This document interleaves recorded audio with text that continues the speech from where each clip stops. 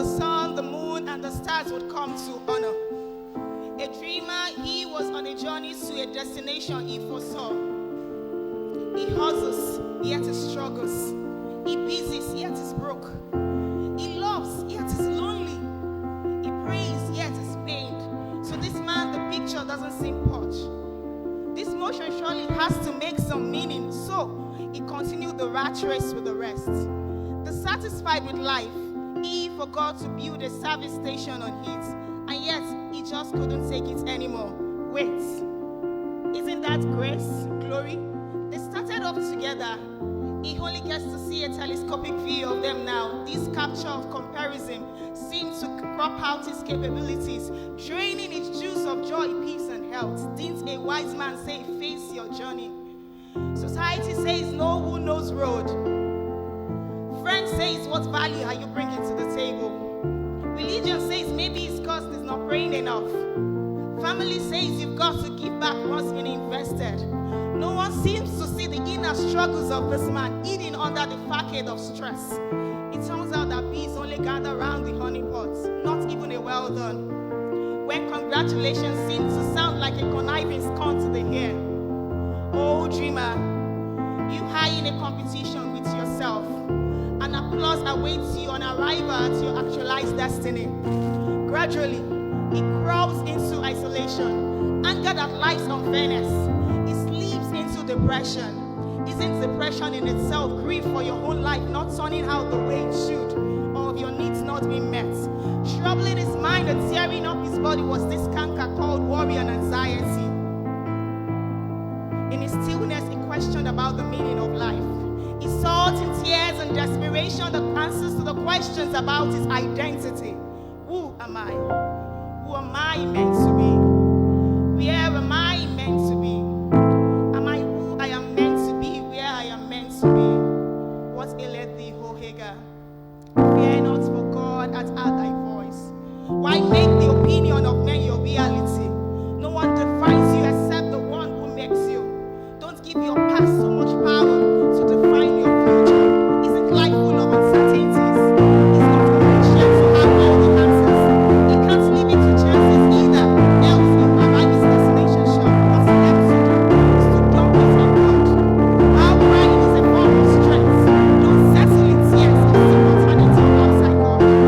Oh, what peace we have. Oh, what painless pain we bear.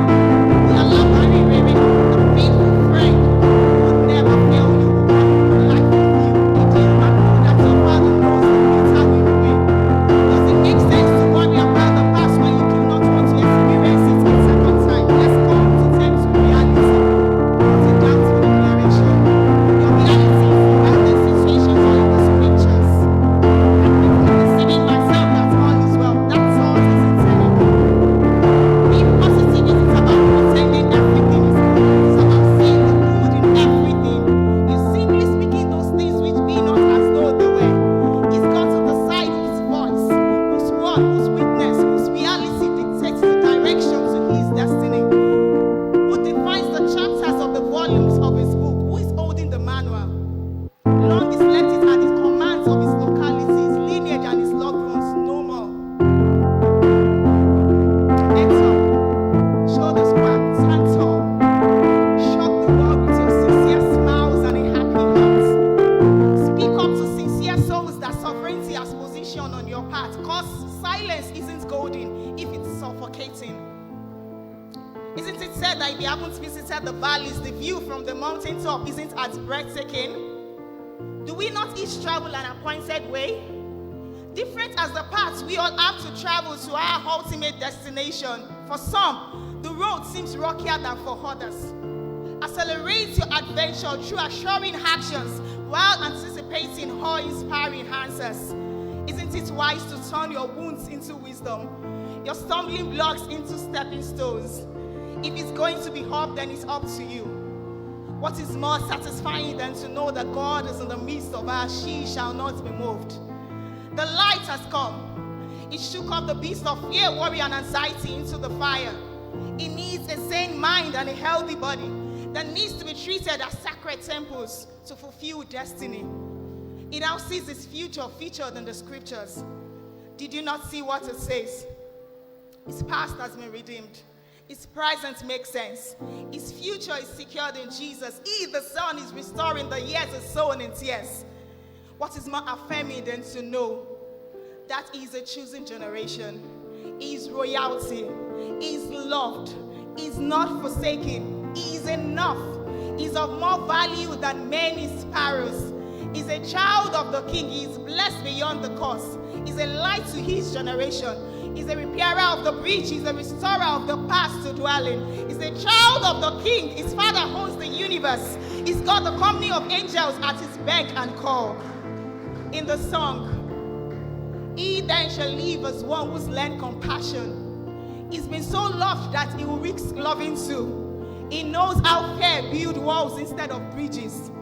He will dare to see another's point of view. And when relationships call for commitment, then he will be there to care and follow through. The bread of life may he share with honor, and may a hungry world be fed through him. That at the end of yesterday, today, and tomorrow, let it be said that he served this generation after the will of God, with the Creator approving their attestation. As legend golf player Ben Hogan once said, as you travel down the fairway of life, you must smell the roses, for you only get to play one round. He realized that life is a gift, and he's resolved to make the best of it every day of his life. To this dreamer, who is just steps away from the spotlight of glory, keep pushing. Credible congratulations are at hand. Thank you.